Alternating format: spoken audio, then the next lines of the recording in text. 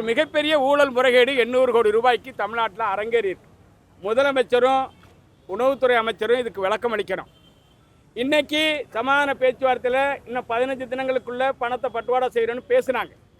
பேசி முடிவெடுத்து அதை நீங்களே விவசாயிகிட்ட சொல்லுங்கன்னா தடுமாறுறாங்க துறை அதிகாரிகள். நீங்கள் உங்கள் ஊடகம் முன்னிலையிலேயே அவர்கள் அந்த எடுக்கப்பட்ட கூட்ட முடிவை உத்தரவாதப்படுத்துங்கன்னு சொன்னோம். அவரே தடுமாறுறார். ஒரு கட்டத்துக்கு மேலே தான் 15 தினங்களுக்குள்ள நான் கொடுத்தாருன்னு ஒப்புக்கொண்டு போயிருக்கார். இது மிகப்பெரிய அச்சம் அளிக்குது. குறிப்பாக சூதாட்டம் நடக்கும் கிராமப்புற திருவிழாக்களில், திரைப்படங்களில் இந்த மாதிரி சூதாட்டத்தை பார்த்துருக்குறோம். விவசாயிகளுடைய நெல்லை வாங்கி தமிழ்நாடு அரசாங்கம் சூதாட்டம் நடத்துது. என்ன கொள்ள யாரோ ஒரு தனிநபர்கிட்ட கொடுத்துட்டு ஒட்டுமொத்த விவசாயிகளையும் அடக்க பார்க்குது.